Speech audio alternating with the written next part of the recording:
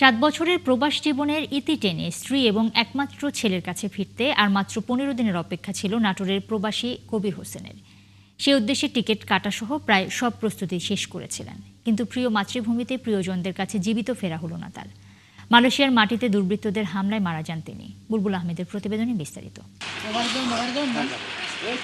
নাটোরের বড়াইগ্রাম উপজেলার গোপালপুর ইউনিয়নের কয়রা গ্রামে বাড়ি কবির হোসেনের। সংসারের সচ্ছলতা ফেরাতে 7 বছর আগে মালয়েশিয়ায় পাড়ি জমান তিনি। গত মঙ্গলবার রাতে দায়িত্ব পালনকালে দুর্বৃত্তদের হামলার শিকার হন কবির। তার মৃত্যুর খবরে পরিবার জুড়ে এখন শুধুই আহাজারি। আমার স্বামীর হত্যাকারীর আমি বিচার চাই। আমার নাবালক সন্তান আমি থাকলে আমি কিভাবে কি করব? আপনারা এই বাংলাদেশের সরকার যেন ব্যবস্থা করে দেয়, মালয়েশিয়ার সরকার যেন ব্যবস্থা করে দেয়। আর যেই কোম্পানিতে কাজ করছে তার কাজের জন্য আমার স্বামী দুনিয়া ছাড়ি চলে গেছে, তারা যেন আমার স্বামীর ব্যবস্থা করে দেয়। পরিবার সূত্রে জানা যায়, মালয়েশিয়ার চামান্ডা উথিরাম এলাকায় একটি কারখানায় নিরাপত্তারক্ষী হিসেবে কর্মরত ছিলেন তিনি। মঙ্গলবার রাতে কারখানায় দুর্বৃত্তদের হামলায় তিনি নিহত হন। কবিরের মৃত্যুতে শুধু পরিবার নয়, স্বজন ও এলাকাবাসীর মাঝেও নেমেছে শোক।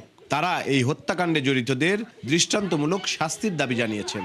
পাশাপাশি কবির হোসেনের মরদেহ দ্রুত দেশে ফিরিয়ে আনতে সরকারের জরুরি হস্তক্ষেপ কামনা করেছেন তারা। আম্মুটা বলছে যে সোহাগের কাছে আমার কাছে নিয়ে আসতে ফোন, পরে আমার কাছে নিয়ে আসছে, আমি শুনছি, পরে আমার বলতেছে আমার নাই। 6-7 মাস ধরে কোনো বেতন পাঠায় না, ওই জায়গায় আছে, বেতনে যায় না। এখন কেটা লিছে চুরি টুরি করে নিয়ে গেছে। আমার ভাইরারে নাইট ডিউটি করতো, এরকম 4-5 জন লোক যায়, হাত বাই দেয়, তারপর নির্মমভাবে হত্যা করছে।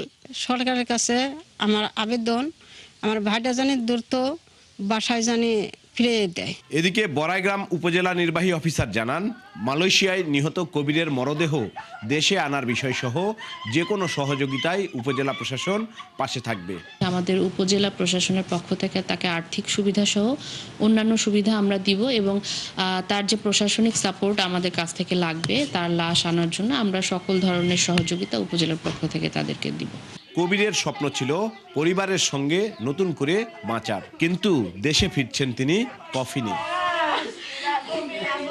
বুলবুল আহমেদ, ৭১, নাটোর।